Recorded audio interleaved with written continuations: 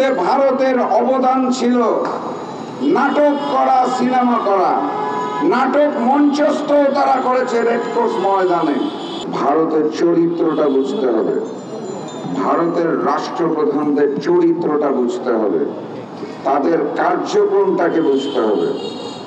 মন্তব্য করেছেন আমার দেশের মহান স্বাধীনতা যুদ্ধ এবং বিজয়কে নিয়ে। সেই সময়ের প্রেক্ষাপটটা জানতে হবে।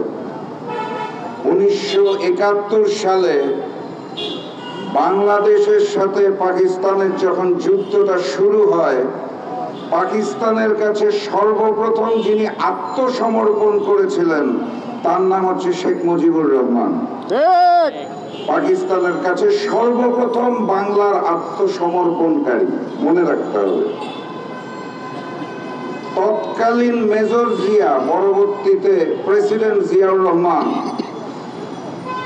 স্বাধীনতার ঘোষণা দেবার পরে দেশের মানুষ মূলত জানতে পারে যে যুদ্ধ শুরু হয়ে গেছে এবং যুদ্ধে নামতে হবে। উনি আত্মসমর্পণ করেন নাই। তৎকালীন আওয়ামী লীগের নেতারা ছুটতে ছুটতে গিয়েছিলেন ভারতে, ওখানে যুদ্ধের 9 মাস অবস্থান করেছেন, পেট পূজা করেছেন, ট্রেনিং নিয়েছেন, কিন্তু বাংলাদেশের যুদ্ধ করার জন্য আসতে পারেন নাই, সাহস পান নাই। বাংলাদেশে যুদ্ধ করেছিল বাংলার সাধারণ মানুষ, অপামর জনতা, একটি গণতন্ত্র, একটি মানচিত্র, লাল সবুজের পতাকাকে ছিনিয়ে আনার জন্য, আওয়ামী লীগ না। এবং 9 মাসের রক্তক্ষয়ী যুদ্ধ যখন শেষ পর্যায়ে, সেই মুহূর্তে ভারতীয় বাহিনী বিজয়ের মহেন্দ্রক্ষণে বাংলাদেশে প্রবেশ করেছিল, এর আগে না। আর ভারত যেটা দাবি করে যে 9 মাস ধরে ভারতে বাংলাদেশের মানুষকে আশ্রয় দিয়ে খুব বন্ধুত্বের পরিচয় দিয়েছে, তারা সেই বন্ধুত্বটা করেছিল দুটো কারণে।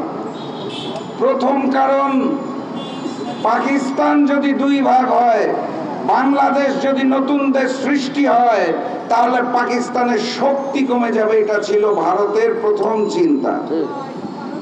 তাদের দ্বিতীয় চিন্তা ছিল এই বাংলার সাধারণ মানুষকে আশ্রয় দিতে পারলে ভারতের মাটিতে, এই আশ্রয়কে দেখিয়ে বিশ্বের বিভিন্ন দেশে, দামি দামি দেশগুলো থেকে অর্থ সাহায্য তোলা যাবে এদেরকে রাখার জন্য এবং খাবার জন্য। শুধু শুধু করে নাই, পাকিস্তানের শক্তি হ্রাস করার জন্য সাহায্য করেছিল এবং ব্যবসা করার জন্য সাহায্য করেছিল, অন্য কোনো কারণ নাই। বিজয়ের মহেন্দ্রক্ষণে ভারতীয় বাহিনী যখন বাংলাদেশে ঢুকেছে, তখন 9 মাসের যুদ্ধ শেষ পর্যায়ে, বিজয় আমাদের অর্জিত হওয়া শেষ। সেই সময় তারা ঢুকেছিল মূলত যুদ্ধ থেকে যে সকল অস্ত্র শস্ত্র সম্পদ রয়েছে সেগুলো লুটপাট করে নিয়ে যাওয়ার জন্য। লুটপাট করে ভারতে যাবার পথে তারা বাধাগ্রস্ত হয়েছিল। ইতিহাস ভুলে গেলে চলবে না। মেজর জলিল তাদেরকে বাধা প্রদান করেছিল।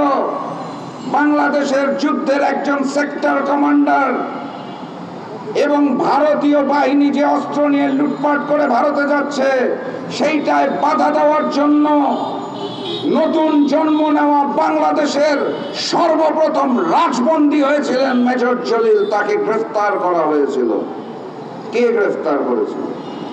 তৎকালীন শাসকরা, আওয়ামী গুন্ডা পান্ডারা, একজন সেক্টর কমান্ডারকে। তার অপরাধ ছিল ভারত এই দেশ থেকে অস্ত্র শস্ত্র সহ সম্পদ লুটপাট করে ভারতে নিয়ে যাচ্ছে।